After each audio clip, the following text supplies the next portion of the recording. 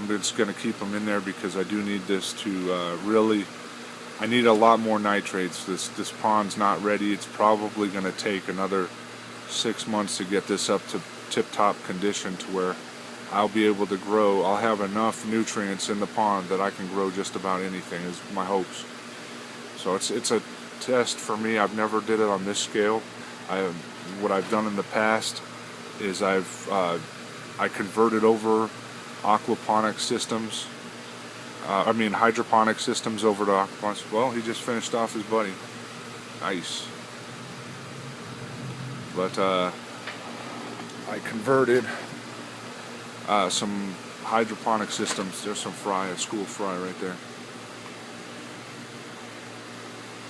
But I converted them to aquaponics, and I wasn't supposed to. I just gave it a shot, see what I could do, and it worked out. I was shocked, and as soon as I knew that I can do this, I was hooked. And I hope that one of these days that I could actually do this for a living. And I like doing this. I enjoy it. It's fun. And I think this is the way of the future. I think it's good in all kinds of ways. It's good for the environment. It's good for it's organic. It's good. It's good for my family. I know where my food is coming from. I really like doing this. I think it's a good thing. So hopefully it works out. And if it does, you're going to see me around, because I will be doing this for a long time. Anyways, well, this is my setup. This is my backyard setup. This is my test phase 1.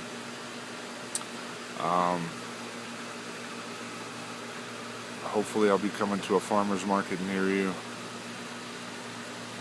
And there's my son's bike. Actually, I'm going to probably hold on because this should be, the pump's now on. It's filling up. Let's go check that out, and I'm going to show you guys how it drains.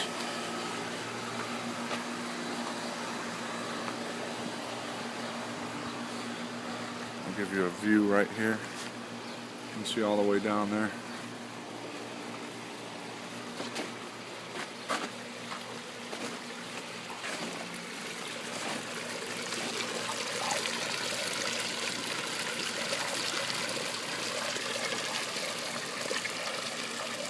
And this is where the water comes out.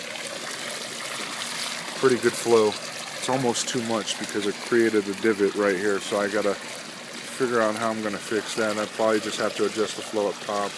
I'm not gonna do that just yet. Over here, that's my experiment I did with soldier flies, so that's to be continued, but I'm gonna probably change that up. And here we go. There's the other bay that's not complete, which will be.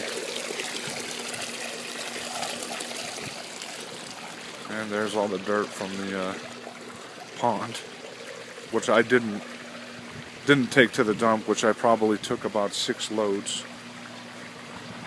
Up, we're starting to get drainage.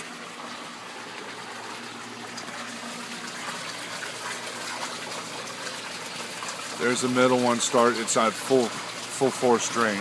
You'll see it starts trickling out sometimes, and then it'll start building up, and then all of a sudden you get that suction from the bell siphon, and it just starts flowing. You can see every square inch of that pipe is filled, so I've got really good flow.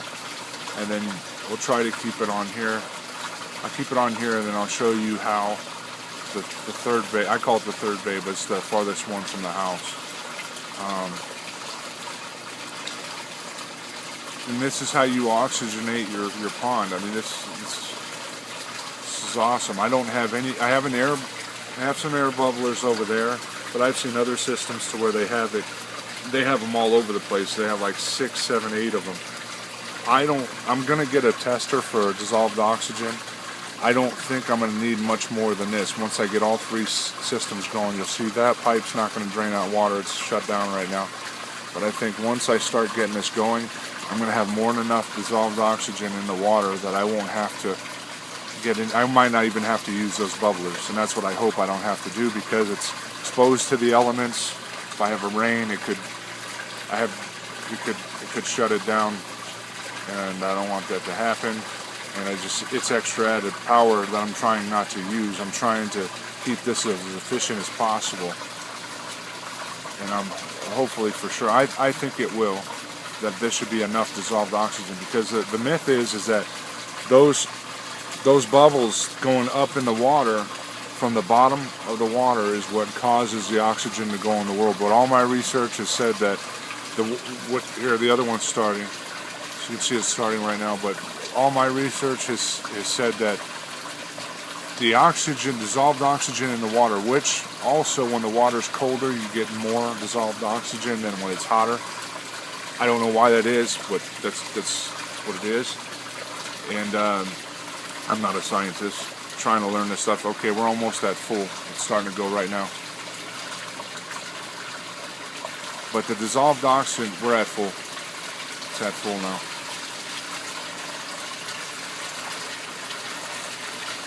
But dissolved oxygen is actually the breaking of the surface of the water, is all my research is telling me. So you could see how much of that surface water is just moving around.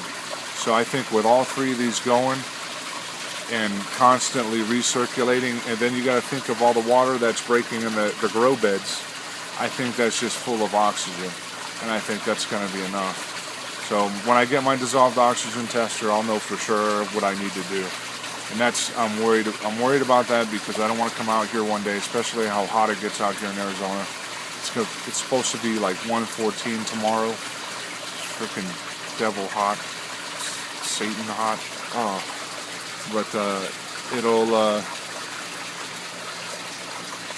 the water still stays at a pretty cool temperature. I'm surprised just how cool it is. And in my other systems, I was having problems with heat. I had plastic containers, so that was constantly messing with my plants. They couldn't take the heat. This system, way different. My water stays at a lower temperature. Even when I go to the grow beds, when it comes out the pipe, it's a lot cooler. I don't remember. I think I'm at like 70, no, probably around 80 degrees, I believe. But it's gonna work. I know it's gonna work. I know what I'm doing. This is gonna work. So, and it's a challenge. I'm having all kinds of little problems, but I'm working them out. And it's a